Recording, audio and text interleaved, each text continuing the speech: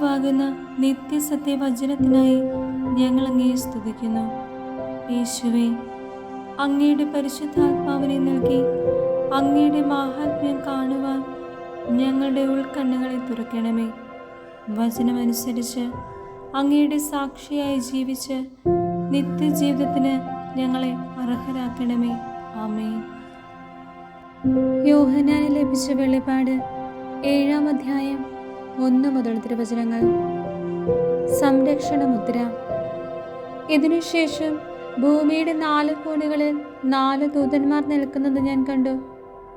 കരയിലോ കടലിലോ വൃക്ഷങ്ങളിലോ വീശാതിരിക്കാൻ ഭൂമിയിലെ 4 കാറ്റുകളെയും അവർ പിടിച്ചു നിർത്തിയിരുന്നു.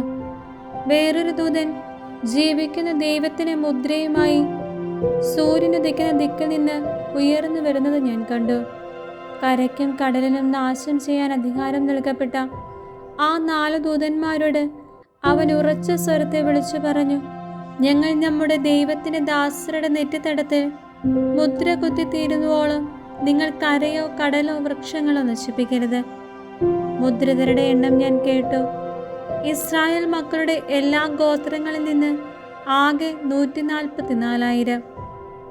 യൂദാ ഗോത്രത്തിൽ നിന്ന് മുദ്രിതർ 12,000, റൂബൻ ഗോത്രത്തിൽ നിന്ന് 12,000, ഗാദ് ഗോത്രത്തിൽ നിന്ന് 12,000, ആഷേർ ഗോത്രത്തിൽ നിന്ന് 12,000, നഫ്താലി ഗോത്രത്തിൽ നിന്ന് 12,000, മനാസെ ഗോത്രത്തിൽ നിന്ന് 12,000, ശിമിയോൻ ഗോത്രത്തിൽ നിന്ന് 12,000, ലേവി ഗോത്രത്തിൽ നിന്ന് 12,000, ഇസാക്കർ ഗോത്രത്തിൽ നിന്ന് 12,000, സെബുലോൺ ഗോത്രത്തിൽ നിന്ന് 12,000, ജോസഫ് ഗോത്രത്തിൽ നിന്ന് 12,000, ബെഞ്ചമിൻ ഗോത്രത്തിൽ നിന്ന് മുദ്രിതർ 12,000.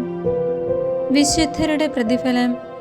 ഇതിനുശേഷം ഞാൻ നോക്കിയപ്പോൾ ഇതാ, എണ്ണി തിട്ടപ്പെടുത്താൻ ആർക്കും സാധിക്കാത്ത ഒരു വലിയ ജനക്കൂട്ടം. അവർ സകല ജനതകളിലും ഗോത്രങ്ങളിലും രാജ്യങ്ങളിലും ഭാഷകളിൽ നിന്നുള്ളവർ. അവർ വെള്ളയങ്കി അണിഞ്ഞ് കൈകളിൽ കുരുത്തോലയുമായി സിംഹാസനത്തിന് മുമ്പിലും കുഞ്ഞാടിന്റെ മുൻപിലും നിന്നിരുന്നു. അവർ ഉച്ചത്തിൽ വിളിച്ചു പറഞ്ഞു, സിംഹാസനരൂഢനായ നമ്മുടെ ദൈവത്തിന്റെയും കുഞ്ഞാടിന്റെയും പക്കലാണ് രക്ഷ. ദൂതന്മാരെല്ലാം സിംഹാസനത്തിനും ശ്രേഷ്ഠന്മാർക്കും 4 ജീവികൾക്കും ചുറ്റും നിന്നു. അവർ സിംഹാസനത്തിന് മുമ്പിൽ കമിഴ്ന്നു വീണ് ദൈവത്തെ ആരാധിച്ചുകൊണ്ട് പറഞ്ഞു, ആമേൻ. നമ്മുടെ ദൈവത്തിന് സ്തുതിയും മഹത്വവും ജ്ഞാനവും കൃതജ്ഞതയും ബഹുമാനവും അധികാരവും ആധിപത്യവും എന്നേക്കും ഉണ്ടായിരിക്കട്ടെ. ആമേൻ. ശ്രേഷ്ഠന്മാരിൽ ഒരുവൻ എന്നോട് ചോദിച്ചു, വെള്ളയങ്കി അണിഞ്ഞ ഇവർ ആരാണ്? ഇവർ എവിടെ നിന്ന് വരുന്നു? ഞാൻ മറുപടി പറഞ്ഞു, പ്രഭോ, അങ്ങേക്കറിയാമല്ലോ.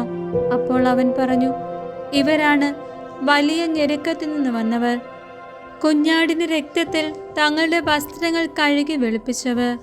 അതുകൊണ്ട് ഇവർ ദൈവത്തിന്റെ സിംഹാസനത്തിന് മുമ്പിൽ നിൽക്കുകയും അവിടുത്തെ ആലയത്തിൽ രാപകൽ അവിടുത്തെ ശുശ്രൂഷിക്കുകയും ചെയ്യുന്നു. സിംഹാസനസ്ഥൻ തന്റെ സാന്നിധ്യത്തിന്റെ കൂടാരത്തിൽ അവർക്ക് അഭയം നൽകും. ഇനിയൊരിക്കലും അവർക്ക് വിശക്കുകയോ ദാഹിക്കുകയോ ഇല്ല. വെയിലോ ചൂടോ അവരുടെ മേൽ പതിക്കുകയില്ല.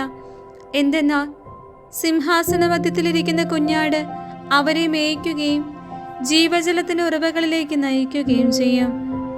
ദൈവം അവരുടെ കണ്ണുകളിൽ നിന്ന് കണ്ണീർ തുടച്ചു നീക്കും.